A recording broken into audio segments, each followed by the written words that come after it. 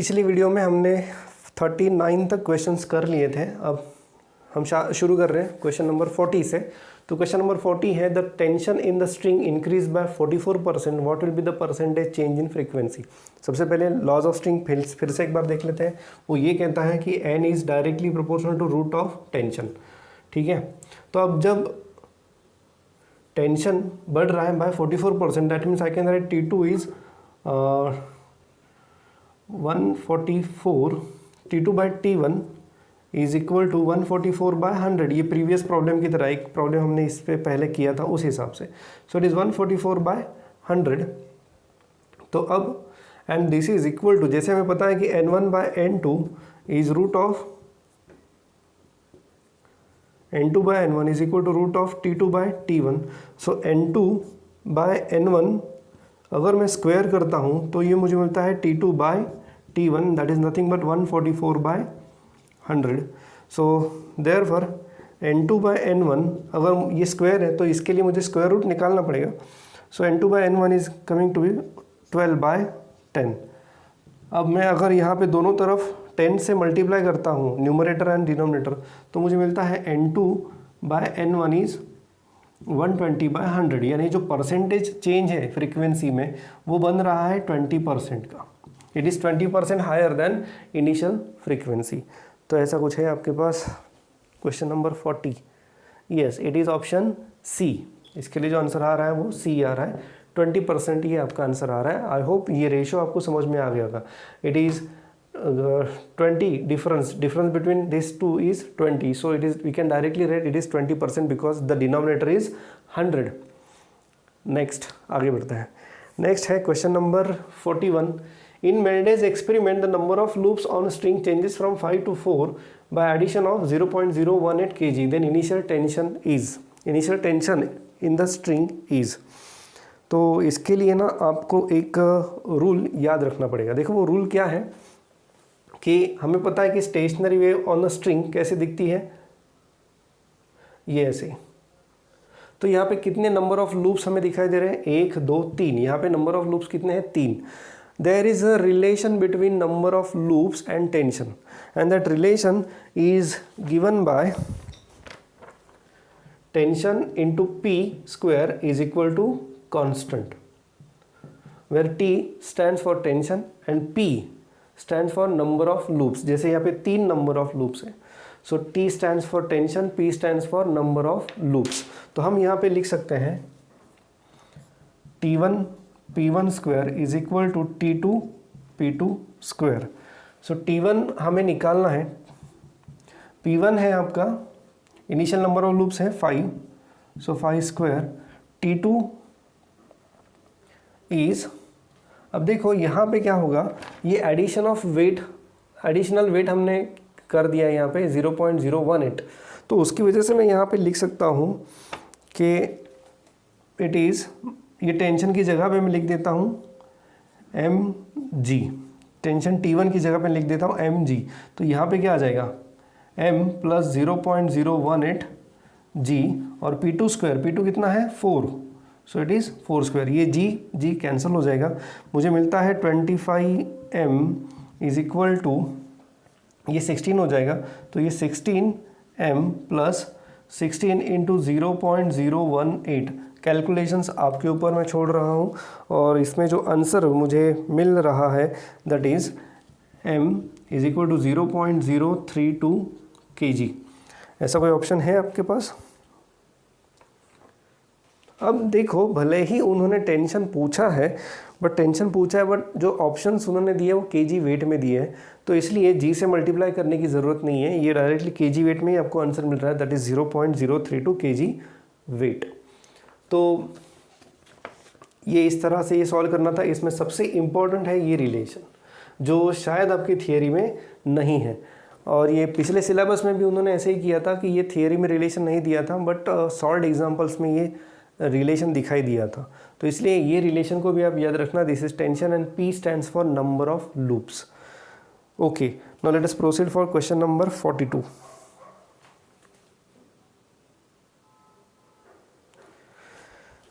Question number 42 है when string was stretched by 10 gram weight 4 loops were obtain what weight should be used to double the number of loops. T1 दिया है, ठीक है, T2 निकालना है और number of loops double हो रहे हैं, यानी मैं यहाँ पे लिख सकता हूँ कि P1 is 4 loop, P1 is 4, तो P2 number of loops double करने हैं तो this should be 8।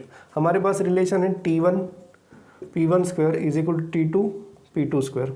So T2 is T1 into P1 by P2 whole square. T1 दिया है 10 ग्राम इंटू ये आ रहा है 4 बाय 8 का स्क्वायर, 10 इंटू ये 16 बाय 64, तो ये 16, ये सीधा सीधा है 1 बाय 2 आ रहा है, सो 1 बाय 2 का स्क्वायर हो जाएगा 1 बाय 4, तो ये आएगा आपका आंसर 0.10 इंटू 0.25, आपका आंसर मिल रहा है 2.5 ग्राम। So the next weight should be 2.5 gram.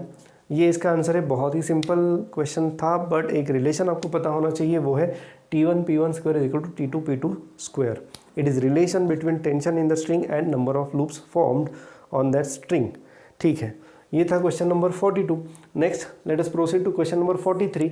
If fundamental frequency of closed organ pipe is 50 hertz, the frequency of third overtone is pipe closed at one and, उसकी ये बात कर रहे हैं। तो उसकी फ्रीक्वेंसीज ज़रा हम देख लेते हैं। आपको याद होगा for a pipe closed at one end we get only odd harmonics, यानी पहला ही फ्रीक्वेंसी फंडामेंटल फ्रीक्वेंसी n है, ये 3n है, then we have 5n, then we have 7n, then we have 9n. This is fundamental frequency, this is first overtone, this is second overtone and this is third overtone। तो आप देख सकते हो कि third overtone जो है वो आ रहा है 7 टाइम्स n। तो जो थर्ड ओवरटोन की फ्रीक्वेंसी है 7 टाइम्स n, n है आपका 50, फंडामेंटल फ्रीक्वेंसी दी है 50, सो 7 इंटू 50 आपका जो आंसर आ रहा है वो आ रहा है 350 हर्ट्ज। तो 350 हर्ट्ज कौन सा ऑप्शन है यहाँ पे? It is option D. चलिए अब आगे बढ़ते हैं क्वेश्चन नंबर 44 के ऊपर। देखिए question number 44, closed organ pipe and open organ pipe have their first overtone of same frequency, their lengths are in ratio. सबसे पहले ऑर्गन पाइप यानी एक म्यूज़िक बजाने का एक इंस्ट्रूमेंट है ऑर्गन, और उसमें पाइप्स जो रहते हैं, सो इसमें एक तो क्लोज्ड एट वन एंड रह सकता है या फिर ओपन एट बोथ एंड, ऐसे पाइप्स रह सकते हैं। अब उन्होंने ये कहा है कि organ pipe closed at one and and open organ pipe have their first overtone of same frequency. पहले ओवरटोन ढूंढ लेते हैं। तो मैं जैसे अब हम क्लोज्ड पाइप की बात करते हैं, तो क्लोज पाइप के लिए जो फ्रीक्वेंसीज है n, 3n, 5n etcetera, and open pipe के लिए जो फ्रीक्वेंसीज हैं वो है n, 2n, 3n एक्सेट्रा। तो ये फर्स्ट ओवरटोन है क्लोज फ्रीक्वेंसी का, आई मीन क्लोज पाइप का, और ये फर्स्ट ओवरटोन है ओपन का। तो अभी हम यहाँ पे लिख सकते हैं कि 3, ये मैं NC लिख देता हूँ, ये NO लिख देता हूँ। So 3NC is equal to twice NO, ये दोनों के फर्स्ट ओवरटोन को हम इक्वेट कर रहे हैं। सो 3NC यानी fundamental frequency for close pipe, it is V by 4LC and twice NO, it is V by 2LO, where LC stands for length of closed pipe and LO stands for length of open pipe। यहाँ पे उन length का ratio उन्होंने पूछा है closed end open. सो LC, अब यहाँ पे आप देख सकते हो मेरे ख्याल से V कैंसिल हो जाएगा एंड मुझे चाहिए LC बाय LO। सो LC उधर लेके जाऊँगा मैं, तो ये जो आंसर मुझे मिल रहा है वो मिल रहा है 3/4। So ratio is 3/4। बहुत सिंपल था, बस ये पता होना चाहिए कि इनके ओवरटोन्स कौन से रहते हैं। क्लोज पाइप के लिए n, 3n, 5n रहेगा, ओपन पाइप के लिए n, 2n, 3n, 4n ऐसे रहेंगे। इसकी थियरी हमने देख ली है, बस ये दोनों फर्स्ट ओवरटोन को इक्वेट करना है, क्योंकि उन्होंने क्या कहा है, उन्होंने ये कहा है कि फर्स्ट ओवरटोन उनका सेम आ रहा है, तो इसलिए हमने फर्स्ट ओवरटोन को ही सिर्फ इक्वेट किया है। तो 3NC this is the first overtone of close pipe and twice NO, this is the first overtone of pipe open at both ends। आगे बढ़ते हैं। Let us proceed to question number 45। A tube closed at one end have fundamental frequency 512 hertz. What will be its frequency, fundamental frequency ही की ही बात कर रहे हैं, मैंने स्टेटमेंट को थोड़ा छोटा कर दिया है, तो वो फंडामेंटल फ्रीक्वेंसी ही पूछ रहे हैं, बट सेम पाइप है अब, लेकिन लेंथ सेम है, but now this is open at both and. तो हमें ये पता है कि V/4L इज 512, V/4L इज 512। तो अभी एक काम करते हैं, मुझे यहाँ पे V/2L करना है। क्यों करना है? क्योंकि V/2L is the fundamental frequency of open pipe. So 2V/4L, क्या किया, दोनों तरफ 2 से मल्टीप्लाई करो, ये 512 हो जाएगा। सो 2 × 512, सो ये V/2L इज ये 1024, ये आंसर आ रहा है। So V/2L is nothing but fundamental frequency. Fundamental frequency of close pipe was given. Fundamental frequency of close pipe कितनी रहती है? It is V/4L, that is equal to 512। तो दोनों तरफ 2 से मल्टीप्लाई किया। 2 से मल्टीप्लाई क्यों किया? क्योंकि मुझे V/2L लाना था। तो V/2L यहाँ पे लाने के लिए मैंने 2 से मल्टीप्लाई किया, दोनों साइड में मल्टीप्लाई करना पड़ेगा। तो V/2L that is nothing but fundamental frequency of open pipe and that is equal to 1024 hertz. ये आपका आंसर आ रहा है, ऑप्शन मेरे ख्याल से ये ए है। Now proceed to question number 46। तो क्वेश्चन नंबर 46 है, the minimum length of tube open at both ends that resonates with the tuning fork of frequency 350 hertz is. Pipe की फ्रीक्वेंसी दी है, सीधा सीधा रेजोनेट्स यानी क्या, वो जो पाइप है और जो ट्यूनिंग फोर्क है दोनों की फ्रीक्वेंसी सेम है, इसलिए वहाँ पे रेजोनेंस होगा। सो इसलिए frequency of tuning fork is given and velocity of sound is also given and that is equal to 350 metre per second. तो उनको लेंथ चाहिए। तो for a pipe open at both end, इसकी fundamental frequency हम दे सकते हैं using formula n is equal to V/2L। So n is equal to V/2L। So therefore ये फ्रीक्वेंसी कितनी है? 350। ये स्पीड कितनी है? वो भी 350, 2 into L। L is equal to 350/2 into 350। आपका आंसर आ रहा है 1/2 यानी 0.5 मीटर। ये उसकी लेंथ चाहिए, कुछ नहीं, फंडामेंटल फ्रीक्वेंसी का फॉर्मूला यूज़ करना था, बाकी कुछ भी नहीं करना था। वेलोसिटी ऑफ साउंड बहुत इंपॉर्टेंट है, उसके बिना ये क्वेश्चन सॉल्व नहीं हो सकता था। बस वैल्यूज पुट कर ली। फंडामेंटल फ्रीक्वेंसी का जो फॉर्मूला है n is equal to V/2L और क्लोज पाइप का फॉर्मूला है n is equal to V/4L, ये याद रखना। वैल्यूज पुट कर दी, L चाहिए था, L की वैल्यू आ गई 0.5 मीटर, ऑप्शन है आपका B। Next let us proceed to question number 47। Two closed organ pipes give 5 beats when emitting fundamental frequency. यानी दोनों क्लोज्ड पाइप है, closed at one end. In short वो क्लोज बोलते हैं but it is actually closed at one end. तो close at one end दोनों pipe है और दोनों की फंडामेंटल फ्रीक्वेंसी में जो डिफरेंस है वो है 5 बिट्स आ रही है, यानी दोनों की फ्रीक्वेंसी में जो डिफरेंस आ रहा है वो है 5। Their lengths are in the ratio 51/50। Their fundamental frequencies are, दोनों की फंडामेंटल फ्रीक्वेंसीज निकालनी है। अब ध्यान दो यहाँ पे L1/L2 इज 51/50। यहाँ पे ये पता चल रहा है कि L1 is greater than L2। If L1 is greater than L2 इसका मतलब ये होता है कि N1 is less than N2। क्यों? क्योंकि फ्रीक्वेंसी और लेंथ में इन्वर्स रिलेशन है। आप देख सकते हैं यहाँ पे frequency is inversely proportional to length. तो अगर लेंथ ज़्यादा है तो फ्रीक्वेंसी कम होगी। So that's why if L1 is greater than L2 then frequency is less than N1 is less than N2 and hence we can write N2 minus N1 is equal to 5। N2 minus N1 is equal to 5 और ये inverse relation है तो यहीं पे मैं लिख देता हूँ, it is N2/N1, it is equal to N2/N1। So अब ये N2 की वैल्यू यहाँ पे कितनी आएगी? ये आएगी 51/50 N1। सो N2 की जगह पे मैं यहाँ से लिख सकता हूँ 51/50 N1 minus N1 is equal to 5। अब इसे आगे सॉल्व कर लेते हैं। सो ये हो जाएगा 1/50 N1 is equal to 5। N1 is equal to 5 into 50, आपका आंसर आ रहा है 250। सो N1 इज 250, तो N2 कितना रहेगा? Now N2 is greater than N1 and इसमें जो डिफरेंस है ये इक्वेशन अभी हम यूज़ करेंगे। So N2 minus N1 is equal to 5 और कैलकुलेशंस के बाद मिलता है इट इज़ 255। तो 255 यानी ये दो फ्रीक्वेंसीज पहले ऑप्शन में ही है, तो हमें पहला ऑप्शन ही सिलेक्ट करना पड़ेगा। बाकी ऑप्शंस में ये दोनों वैल्यूज़ कौन सी 250 एंड 255 नहीं है, इसलिए बाकी ऑप्शंस हम सिलेक्ट नहीं करेंगे। ये था question number 47।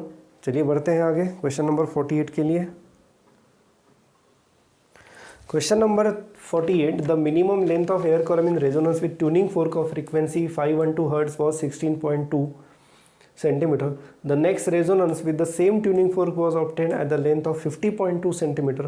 Velocity of sound is, देखो यहाँ पे दो लेंथ पे रेजोनेंस मिल रहा है। देखो कैसे होता है ये, पहले तो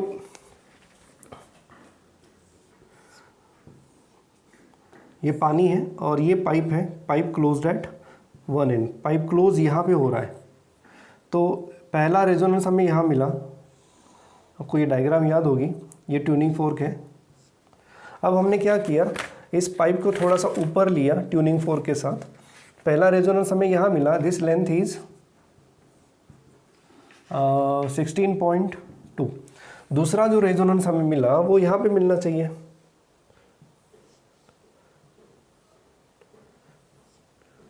इस तरह से। दूसरा रेजोनेंस कहाँ पे मिलेगा, एक मिनट, डायग्राम क्लियर नहीं है। दूसरा जो रेजोनेंस हमें मिलेगा इसी पाइप में, तो पाइप को थोड़ा सा हम पानी के ऊपर लेंगे तो दूसरा रेजोनेंस हमें यहाँ मिलेगा, ये वाला रेजोनेंस।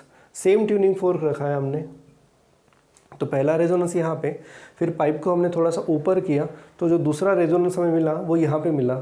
यहाँ पे फ्रीक्वेंसी हमने सेम रखी है।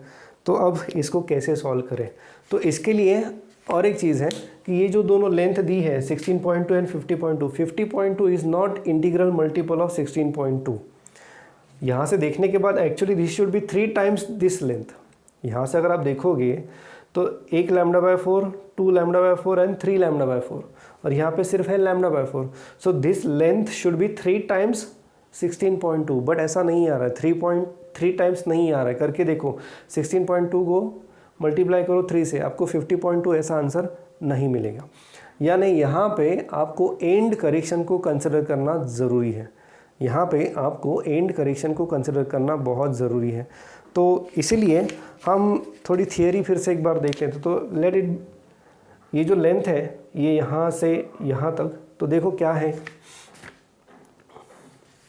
यहाँ पे हम लिख सकते हैं कि ये जो लेंथ है, let it be L plus E, where E is end correction, it is λ/4, L plus E is λ/4। और यहाँ पे मैं क्या कर सकता हूँ, here L, ये L1 है, ये L2 plus E is equal to, ये कितना आ रहा है 3 λ/4।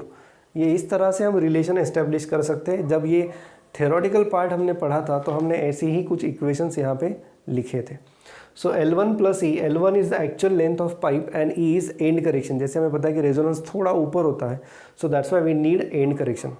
यहाँ पे λ/4, सो दैट्स व्हाई इज 3 λ/4, और ये actual length of pipe, only pipe is L2, plus we have to consider end correction. तो अब देखो, नाउ N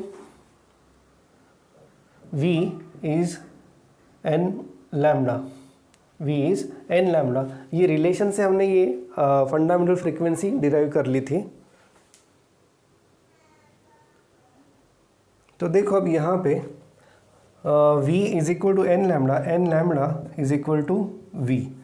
तो लैम्डा यानी ये जो टोटल डिस्टेंस आ रहा है ये है λ/4, so N is equal to V by lambda, and lambda is V/4 L1 plus E। ये फंडामेंटल फ्रीक्वेंसी के लिए V by lambda, lambda is 4 into L1 plus E, वो वैल्यू मैंने यहाँ पुट कर लिया। अब यहाँ देखो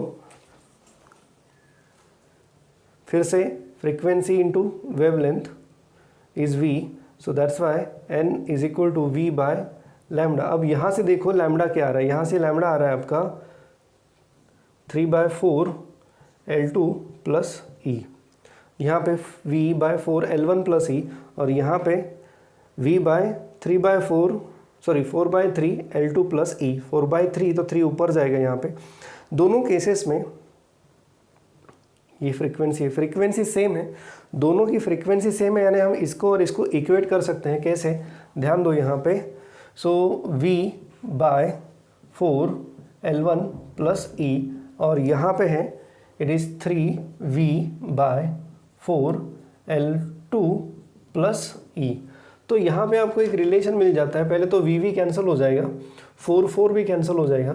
सो L2 plus e is equal to 3 times L1 plus e. So यहाँ पे आपको ना L2 plus e 3L1 plus e. So L2 minus 3L1, L2 अच्छा सॉरी ये 3 ये हो जाएगा। तो ये जो आपको मिल रहा है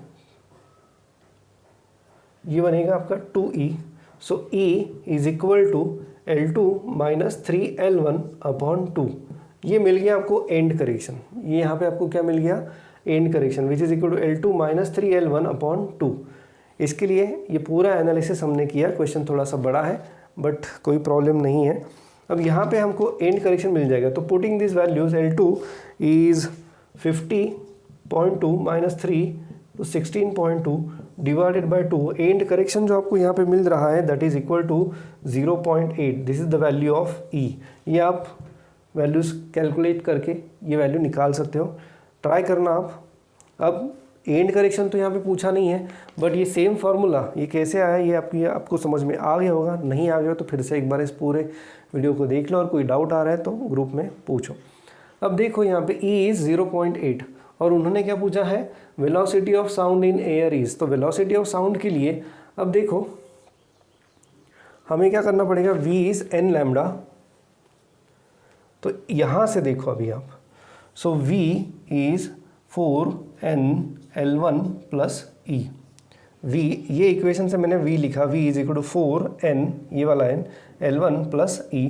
अगर आप यहाँ पे वैल्यूज पुट कर देते हो 4 और n, फ्रीक्वेंसी दी है मेरे ख्याल से, yes frequency is 512, 4 into 512 into L1 is 16.2 plus 0.8।